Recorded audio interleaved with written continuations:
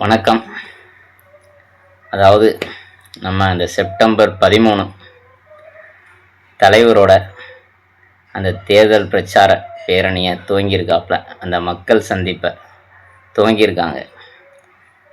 அதனுடைய வரவேற்பும் அதற்கு மக்கள் கொடுத்த ஆதரவையும் பற்றி இன்றைக்கி நம்ம பேசுவோம்.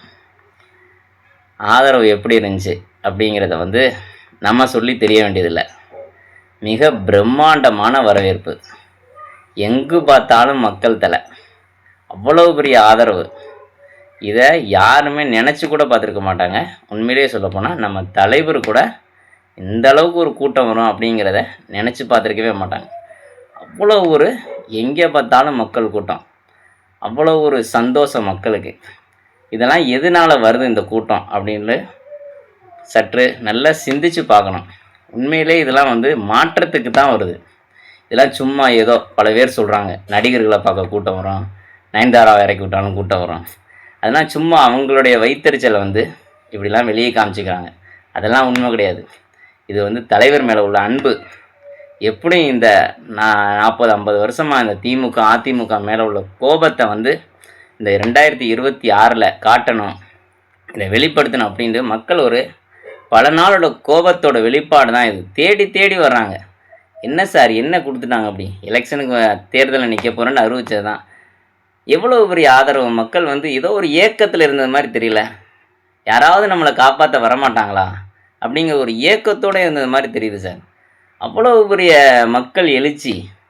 நாங்கள் கண்டிப்பாக ஓட்டு போடுவோம் அப்படின்னு வராங்க. அவ்வளோ பெரிய ஆதரவோடு வராங்க. இதெல்லாம் சும்மா வேடிக்கை பார்க்க வர கூட்டம் தான். சும்மா ஒரு வெற்று விளம்பரத்துக்காண்டி பேசிகிட்டு இருக்காங்க. இதெல்லாம் நீர்த்து போகணும் அப்படிங்கிறதுக்காண்டி ஒரு கெட்ட எண்ணங்களோடு பேசுகிறது தான் இது.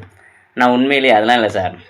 எல்லாருக்குமே ஒரு மிகப்பெரிய எதிர்பார்ப்பு இருக்குது சார். யாராவது நம்மளை காப்பாற்றிட மாட்டாங்களா அப்படிங்கிற ஒரு பெரிய எதிர்பார்ப்போடு மக்கள் இருக்காங்க சார். அதனுடைய வெளிப்பாடு தான் சார் இந்த 2026 தேர்தல். அதில் தான் சார் நடக்க போகுது. தலைவரை நைட்டு அங்கே 10 மணிக்கு 11 மணிக்கு 10:40க்கு பேசுகிறேன்னு சொன்னார். காலைல 6 மணிலேருந்து கூட்டம் திமுன்னு நிற்கிறான் சார். ஏர்போர்ட்டில் அவ்வளோ கூட்டம் கூடுறான். நைட்டு 7 மணிக்கு பெரம்பலூரில் மீட்டிங் சொல்கிறாரு. நைட்டு 2 மணி வரை வெயிட் பண்ணுறான் சார். இதெல்லாம் எதுக்காண்டி, ஏன் எதுக்காண்டி நிற்கணும்? இந்த ஆட்சிகளெல்லாம் அப்புறப்படுத்துறதுக்கு தான் சார் நிற்கிறான். வேறு என்ன காரணமாக இருக்க முடியும்?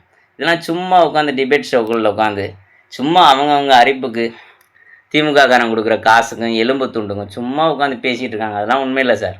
இது 2014 இந்தியாவிலேயே இந்த காங்கிரஸை அப்புறப்படுத்தணும் அப்படின்னு சொல்லிட்டு மோடி அலை வீசுதுன்னு சொல்லிட்டு இந்தியா பூரா பிரச்சாரம் பண்ணாங்க. அது அந்த மோடி அலை உண்மையிலேயே வீசிச்சோ என்னமோ தெரியாது. ஆனால் அதனுடைய ஆட்சி மாறிடுச்சு.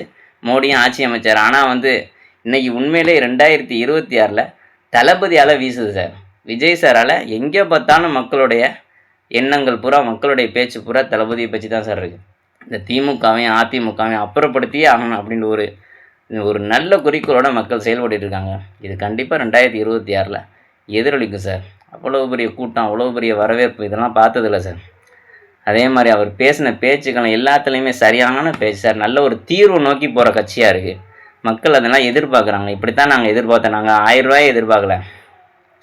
நீங்கள் 1000 ரூபாயை கொடுத்துட்டு ஓசின்னு சொல்கிறது, ஓசி பஸ்ஸில் போகிறோம்னு சொல்லிட்டு குத்தி காட்டுறது, இந்த மாதிரி இதுகளெல்லாம் மக்கள் எதிர்பார்க்கணும். நாங்கள் உழைச்சி சாப்பிட்றதுக்கு நாங்கள் ரெடியாக இருக்கோம், எங்களுக்கு வேலையை கொடுங்கன்னு தான் கேட்குறாங்க. அந்த விஷயத்தை விஜய் தர்றேன்னு சொல்கிறார் சார். நான் தர்றேன், நீங்கள் உழைக்கிறதுக்கு ரெடியாக இருங்க, உங்களுக்கு நான் வேலையை நான் ரெடி பண்ணி தர்றேன், எல்லா மக்களுக்கும் வேலை கொடுக்குறேன்னு சொல்கிறார் சார். அதனால் செப்டம்பர் 13 நடந்த பேரணி மிகப்பெரிய வெற்றி சார். மக்கள் சந்திப்பு இது மிகப்பெரிய பேசுபொருளாக இருக்குது. இது மிகப்பெரிய வெற்றி. இந்த மாதிரி ஒவ்வொரு சனிக்கிழமையும் எதிர்கட்சிகளையும் ஆளுங்கட்சிகளையும் கதற விட்றத அடுத்து வேலையாக இருக்க போகுது. அடுத்த 3 மாதம் உண்மையிலேயே டிவிகேயை பற்றி தான் மொத்த ஊடகமும் மொத்த தமிழக மக்களும் பேச போகிறாங்க. அடுத்து 2026 எலெக்ஷனில் இது கண்டிப்பாக ஓட்டாக மாறும். நிச்சயம் வெற்றி பெறுவோம் சார். கண்டிப்பாக பாருங்கள். இன்னொரு வீடியோவில் மீண்டும் சந்திப்போம். வணக்கம்.